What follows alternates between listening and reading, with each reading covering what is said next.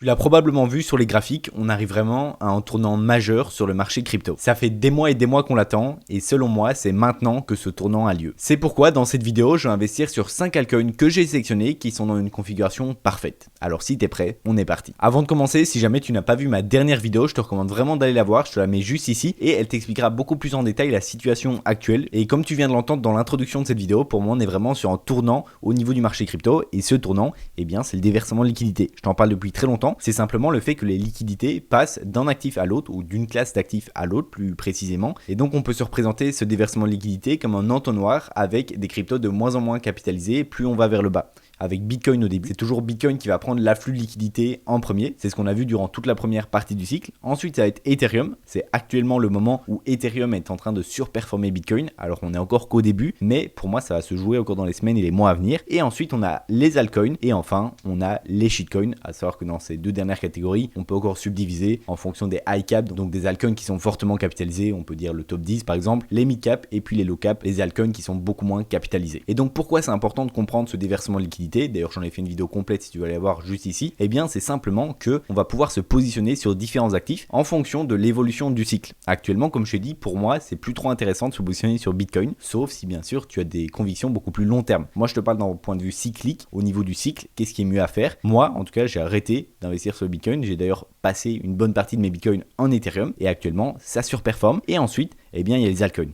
Et pour moi on est tout doucement en train de rentrer dans cette phase Ethereum altcoin et c'est pour ça que je me positionne sur des altcoins. Et d'ailleurs c'est sûrement pour ça que tu es là, pour voir les altcoins sur lesquels je me positionne. On va voir ça juste après, reste bien tout le long de la vidéo, mais juste avant je vais te faire un petit récap de la situation actuelle. C'est super important de comprendre et d'avoir tous les éléments en main. Alors je t'ai fait une petite présentation pour te montrer les points clés et que ça soit plus clair pour toi. Donc la première chose c'est au niveau des liquidités.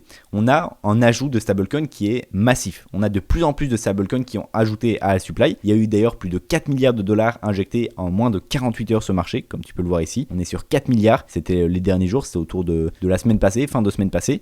Et en un mois, si on regarde, on a presque 9 milliards, donc plus 4% de la supply, ce qui est vraiment énorme. Ce graphique, tu peux retrouver, j'ai simplement mis le market cap de l'USDT plus l'USDC, donc c'est les deux stablecoins principaux, tu peux ajouter les autres également. Mais qu'est-ce que ça veut dire? Ça veut dire qu'en fait, on va créer de plus en plus de stablecoins parce qu'il y a un afflux de liquidité. Les stablecoins, oui, ça peut être utilisé contre la volatilité sur le marché crypto, mais ça veut également dire qu'il y a beaucoup de volume pour l'instant et que donc on va minter de plus en plus de stablecoins pour répondre à ce volume. Ça dépend un peu des situations de marché. Dans une situation où le marché pump, donc les cryptos pump en général, et qu'on a un ajout de stablecoins, c'est très positif. Ensuite, on a également des records historiques d'achat dans les ETF. Donc ça, c'est le point un peu le plus important. Les ETF, donc ça a tout ce qui est institutionnel et on a de plus en plus d'achats, que ce soit sur Bitcoin ou Ethereum. Comme tu peux le voir ici, en une seule journée, c'était il y a 3-4 jours, on a eu plus de 726 millions de dollars qui ont été investis dans Ethereum. Et donc ça compte tout ce qui est achat, mais également vente. Donc en fait, ça fait le total des deux. Et donc il y a eu plus de 726 millions de dollars qui ont été ajoutés directement via les ETF et également ETH et BTC. C'est en moyenne au minimum 500 millions de dollars d'inflow par jour. Donc c'est vraiment énorme. Et comme tu peux voir le petit graphique ici, alors le graphique est assez dézoomé. On peut voir ici c'est sur un an. Donc on a novembre où il y a eu une grosse hype. Depuis c'était assez calme. Et là depuis quelques semaines, mois, on est vraiment en train de reprendre beaucoup au niveau des inflows crypto, au niveau des inflows ETF. Et c'est une très bonne nouvelle parce que ça montre que les institutionnels sont de plus en plus là au niveau crypto et pas que Bitcoin.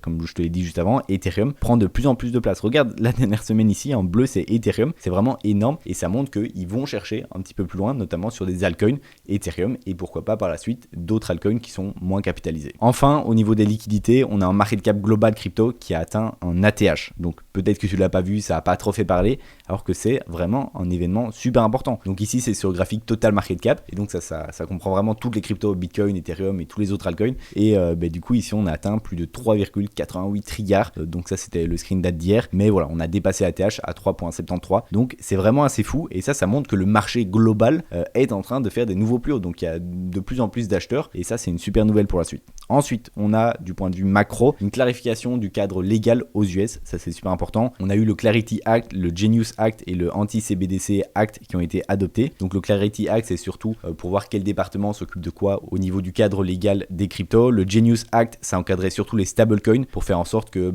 ça soit bien adossé, qu'il y ait bien une réserve, etc. Et ensuite le Anti-CBDC c'est au niveau des monnaies d'État qui pourraient être créées avec pas mal de dérives. Et donc il y a de plus en plus de cadres. Alors ça peut être vu négativement, mais on est obligé de passer par ce genre genre de régulation. Et donc, vous le voyez vraiment d'un très bon oeil. Ça montre qu'il y a de plus en plus d'intérêt et qu'on essaye de faire ça le plus proprement possible. Également, on a Trump qui pousse à intégrer les cryptos dans les fonds de retraite 401k. Donc ça, c'est pas encore acté, mais il le pousse de plus en plus. Et ça, c'est vraiment une news qui pourrait être énorme parce que le marché des fonds de retraite, c'est plus de 9000 milliards de dollars. Donc c'est vraiment énorme. Et en gros, l'idée, c'est qu'il y aurait un petit peu de Bitcoin ou de crypto, mais c'est plus Bitcoin qui est visé pour l'instant, qui irait à chaque fois dans les fonds retraite. Et donc, c'est des fonds dans lesquels les Américains placent leurs économies pour avoir une retraite. Et donc, c'est eux qui doivent faire la démarche. Mais ces fonds-là vont gérer qu'est-ce qu'il y a à l'intérieur. Notamment, ça pourrait intégrer du Bitcoin. Et donc, ça serait vraiment quelque chose de très positif et très long terme parce que c'est pas des actifs qui vont tout le temps bouger. Et également, on a eu le stacking des institutionnels qui a été autorisé sur Ethereum. Ça, c'est une très bonne nouvelle aussi. C'est notamment BlackRock qui l'a utilisé. Et donc, ça amène beaucoup de liquidités parce que actuellement, vous pouviez avoir des Ethereum, mais vous ne pouviez pas avoir les intérêts du stacking. Et ça, quand vous parlez surtout aux institutionnels de rajouter 8, 9, 10% par an de stacking sur des Ethereum, eh bien, c'est vraiment énorme, surtout pour les marchés traditionnels. Et donc, ça amène beaucoup plus de liquidités parce qu'en plus d'avoir la valeur de l'actif, vous pouvez avoir un rendement qui est quand même assez élevé chaque année sur vos Ethereum. Niveau technique, eh bien, on a un Bitcoin qui est dans un range entre les 116 et les 123 000 $. Donc ça, c'est une configuration qui est vraiment très positive pour les altcoins. C'est souvent dans les configurations où Bitcoin, qui est donc le leader, va être en range et donc ça permet aux altcoins de pouvoir en prendre la liquidité et sans avoir de gros mouvements sur Bitcoin. Donc ça, c'est très positif pour les altcoins. Également, on a une dominance qui est en chute libre. Je pourrais vous la remontrer tout à l'heure parce que c'était un graphique d'hier et entre temps, ça a encore un peu chuté. Mais voilà, on a vraiment sur des niveaux comme on peut voir là, c'est en weekly, donc c'est en une semaine. C'est un graphique très long terme. On a encore beaucoup de marge. On peut aller chercher les 47-48% ici en premier gros niveau de résistance et peut-être aller chercher les 40%. Je sais pas si on ira chercher les 40% durant ce bull run. Déjà, si on vient au 47-48, ça ferait énormément de liquidités qui se déversent sur les cryptos, enfin sur les altcoins. Et actuellement, on voit que c'est bien entamé et qu'on est actuellement sur ce support des 60-61%. Et si on arrive à le break, eh bien, on pourra chuter beaucoup plus bas. Et enfin, on a les funding rates qui sont bas. Donc les funding rates, c'est une donnée qui est super importante également. Ça montre en fait à quel point les gens prennent du levier et s'exposent au trading futur sur différentes cryptos, différents altcoins. On peut voir ici chaque ligne en fait c'est une crypto différente et on voit que en fait quand ça devient de plus en plus jaune, ça veut dire que des gens prennent de plus en plus de trades en longue et donc eh bien ça montre qu'on commence à surchauffer au niveau du marché et souvent quand on reste trop longtemps dans cette zone qui va être jaune, orange, rouge, eh bien à un moment on a des liquidations et on doit nettoyer le marché. C'est ce qui s'est passé fin de l'année dernière et là vous pouvez voir qu'on est vraiment qu'au début, ça commence tout doucement mais on a encore de la marge donc il n'y a pas du tout de souci là-dessus. On n'est pas encore dans des niveaux critiques où il faudrait retirer ses actifs. Je te fais une petite interruption pour te dire que si tu apprécies le contenu que je te propose, n'hésite pas à liker la vidéo, t'abonner et puis mettre un petit commentaire, je te répondrai. Ok, donc maintenant qu'on a un petit peu un point de vue plus général sur la situation, passons aux différents altcoins qui ont une configuration parfaite. On commence directement avec le premier qui va être Solana. Solana, donc là je commence sur un graphique en weekly, donc c'est vraiment des gros time frames, simplement pour voir le graphique et puis on va zoomer progressivement. Mais là on peut voir vraiment que la structure est très belle. On a un beau support ici au niveau des 120-130 000 $ et on a une résistance qui d'ailleurs il me semble voilà, a déjà été touchée ici au niveau des 250-260 $. Donc on est vraiment ici sur un niveau qui est intéressant et ici on a un super W juste ici comme ça en weekly et il vient d'être confirmé la semaine passée. C'est pour ça que j'enregistre, en fait on est lundi donc ça a été justement validé hier et c'est pour ça que j'attendais certains signaux. Vous allez voir, on retrouve une configuration très similaire sur beaucoup d'altcoins avec un super W en weekly et une confirmation. Donc qu'est-ce qu'on attend pour avoir une confirmation? Je vais faire un petit dessin juste ici. Et bien en fait un W en fait ça va être comme ceci. Il faut bien faire attention que ici le plus bas soit plus haut que le précédent. Ça montre bien qu'on a une tendance haussière et l'idée c'est qu'on va valider le W quand on va venir break ici le niveau qu'on appelle la neckline, le niveau intermédiaire du W. Et donc dès qu'on vient ici valider et clôturer, souvent on va attendre une clôture, donc ça dépend dans quel time frame. Là on a un weekly, donc dès qu'on va venir clôturer un weekly au-dessus de ce niveau là, et bien ça sera validé et c'est ici qu'on peut prendre un trade ou juste simplement investir pour aller chercher beaucoup plus haut. Donc c'est vraiment l'idée, ça va être l'idée qu'on va essayer de retrouver à chaque fois. Et ici sur le Solana on l'a parfaitement. On a un beau W comme je vous ai montré et moi j'attendais ce niveau des 175 $ qu'on vienne valider ici en weekly. On l'a fait, donc depuis, c'est-à-dire depuis ce matin on a fait encore 8%, donc pour le coup ça c'est dommage, on aurait pu aller plus tôt, mais voilà, ça montre que on est très bien, on a validé le W, donc pour moi Solana c'est un actif très intéressant et d'ailleurs tous mes achats je vais les faire sur Bitget. Bitget moi c'est la plateforme que j'utilise tout le temps. Pour moi c'est le meilleur exchange, il y a vraiment toutes les cryptos, il y a toutes les fonctionnalités. Et si d'ailleurs ça t'intéresse et que tu n'as pas de compte BitGet, tu peux passer en description le premier lien, tu auras moins 10% sur tous tes frais, ainsi que des bonus qui vont jusqu'à 5000 $. Donc ici je suis venu sur Spot, Trading Spot, et donc je peux simplement venir chercher Solana. Et donc là ce que je vais faire, c'est que je vais mettre en ordre limite un petit peu plus bas, parce que ici du coup on a bien cassé, on est sur une belle hausse, mais bon le prix a un peu décollé. Je pense que on peut viser ici au niveau des 185 $. Comme ça on a une petite correction, on va chercher le prix un petit peu plus bas. Donc c'est exactement ce que je vais faire, 185. Et la quantité ici, ce que je vais faire, c'est que je vais mettre 10 000 $. Comme ça sera assez rond. Je vais mettre ça un peu, je vais mettre 54 ETH. Ça sera plus simple. Et donc ici je peux directement mettre acheter sol. Et donc mon ordre il vient de se placer. On le voit d'ailleurs ce graphique juste ici. Et donc on va attendre une petite correction pour que dès que ça arrive à 185, eh bien ça achète les 54 sols. Solana c'est d'ailleurs un token qui a très bien performé durant la première phase de cycle. Et c'est ce genre de token qui, on peut le voir, ils ont bien corrigé, mais ils ont quand même tenu leur niveau de support. Ici c'est sûr qu'on a été un petit peu plus bas, mais il a su réintégrer assez rapidement. Et donc ça montre quand même une certaine force. Et Solana c'est un des actifs qui a été le plus regardé pour ce cycle. Et je pense que ça a continué à être le cas. Il a beaucoup d'engouement, notamment avec les meme coins. Et ça m'étonnerait pas que ça continue. C'est pour ça que Solana, pour moi, ça reste un très bon actif. Surtout avec une configuration comme ça. Ça reste un actif qui a beaucoup de market cap. Mais voilà, je préfère quand même prendre des actifs qui sont solides, qui ont des vraies bases. Et les seuls petits points négatifs, c'est que voilà, on a quand même un niveau de résistance au niveau des 260 $ qui est assez gros. Mais si on a un bon engouement, on peut assez vite le breaker quand même. Ensuite, on a le cookie. Le cookie, tu le sais, je t'en parle beaucoup. Là, on a un weekly. Il a une belle structure, encore une fois, avec une sorte de W comme ceci. Alors, il est assez gros là. Il faudrait attendre vraiment ici qu'on dépasse les 0.3 pour valider les W. Mais moi, je vais pas rentrer ici. Je vais plus descendre en daily. Et on peut voir que voilà, la configuration elle est quand même très belle avec des bas qui sont toujours plus hauts. Et là, on est un peu en train de casser en range en daily. Alors, c'est un petit range, c'est une petite résistance qui était là. Mais ça montre qu'on a vraiment une force acheteuse. Et donc, eh bien, j'avais mis une petite alerte ici au niveau des 20 centimes dès qu'on cassait en daily. Et c'est ce qu'on a fait. Donc là, ce que je vais faire, c'est que je vais mettre un petit ordre un petit peu plus bas, encore une fois. Donc, je reviens sur BitGet. Ici, je tape cookie. C'est d'ailleurs, il n'y a pas énormément d'exchanges qui ont listé le cookie. Et BitGet en fait partie. Et donc là, je vais mettre en ordre un petit peu plus bas. Donc, je vais mettre à 20.5 et je vais mettre 5000 $. Je mets un plus petit montant parce que j'en ai déjà pas mal en spot de cookie. Donc, mon ordre vient de s'afficher juste là. Et d'ailleurs, j'ai un trade actuellement sur cookie. Si je viens dans futur, hop, eh bien, tu peux voir ici que j'ai un trade qui est actuellement à 1640 $ de plus-value. Donc, c'est vraiment cool. Ça fait plaisir. Je l'avais pris juste ici dans le bas du range et on a explosé après. Donc, pour l'instant, on est sur une belle perf. Je vais le continuer. Je vais essayer de le maintenir. C'était pas une grosse position. J'avais mis 5000 $ de marge à la base. Et donc, je vais le tenir. Je pense qu'on peut vraiment aller chercher des bonnes targets sur cookie. Il a un très petit market cap. Donc, bien sûr, c'est plus risqué, mais ça peut être intéressant. Donc, je vais garder ce trade là. D'ailleurs, encore une fois, si jamais tu veux utiliser BitGet, pour moi, c'est vraiment le meilleur exchange, que ce soit pour trader ou même pour du spot. N'hésite pas à passer en description. Et d'ailleurs, je te parle de BitGet depuis tout à l'heure. J'avais mis dans ma liste le BGB parce que c'est un actif qui est aussi très bien performé. Moi, je me suis régalé. J'ai fait plus de 50 000 € de gains sur le BGB. Je n'en ai parlé énormément, notamment ici au niveau des 80 centimes, même plus bas ici au niveau des 20-30 centimes. Donc, ça fait super plaisir. Si tu remontes sur les vidéos, tu verras. Et donc, ici, on était dans une belle phase de range, de consolidation. Et pour l'instant, en fait, ce que je vais attendre, c'est qu'on dépasse cette résistance. Même si je me mets en daily, tu verras peut-être mieux, qu'on dépasse vraiment cette résistance des 5 $, notamment une clôture weekly. J'ai ma petite alerte, comme tu peux voir, si j'attends une clôture weekly au-dessus de ce niveau. Pour l'instant, on l'a pas eu. Donc, c'est très dommage. Sinon, j'aurais mis un beau ticket sur BGB. Même si j'en ai déjà beaucoup en spot, j'en ai vendu pas mal durant la descente d'ici pour être sûr de sécuriser certains gains que j'avais fait durant toute la montée. Et là, je suis prêt à me réinvestir. J'attends juste ces confirmations.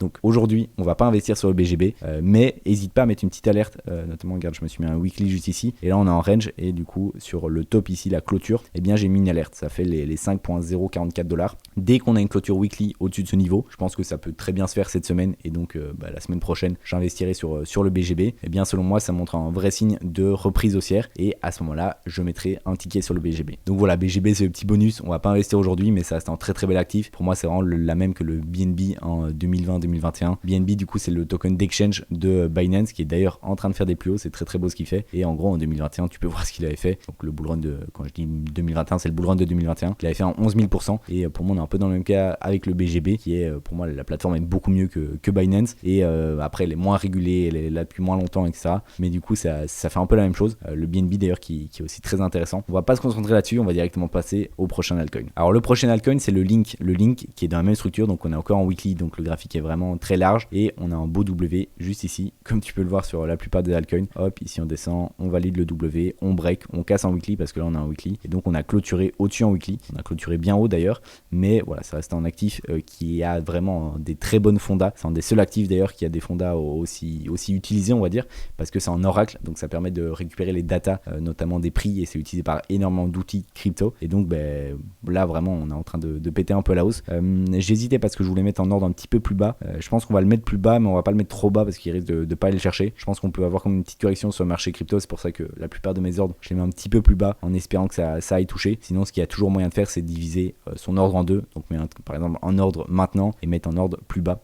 C'est ce que je vais faire. Donc, je vais mettre en ordre autour des 20 $. Comme ça, je suis sûr que mon ordre est pris et je vais me mettre en plus bas. Donc, le link à 20 $, hop, je mets comme quantité du coup 2500. Comme ça, je vais diviser mes 5000 $ en 2005. Ça fait 125 tout pile. C'est parfait. Je mets acheter link et puis je vais en mettre un autre à 18 $. Et pareil, 2500 qui me fait 138. J'achète. Et voilà, j'ai mes deux ordres qui sont placés. On va espérer que le deuxième à 18 soit pris. Sinon, c'est pas très grave. Et enfin, dernière altcoin, on a la petite animation. Je pense que tu l'as reconnu. C'est le Doge. Le Doge qui est également dans une configuration parfaite. Ça a été pendant la première phase du cycle en bull run de Memecoin. C'est ici d'ailleurs. Le Doge a fait des très très belles performances. On a fait en plus 400% alors que c'est un actif qui est très très capitalisé. Donc ça fait super plaisir. Et là, on peut voir qu'on a un super W. Ça ne change pas. Donc ici, hop, comme ceci. Et donc la semaine passée, on a clôturé au-dessus de la neckline au niveau des 0.23. Donc c'est parfait. Depuis, il a bien monté encore une fois alors que c'était hier. Mais on peut attendre une petite correction. Je vais mettre mon ordre ici vers les 0.25 en espérant que ça vienne retourner. Hop, je viens ici. Le Doge,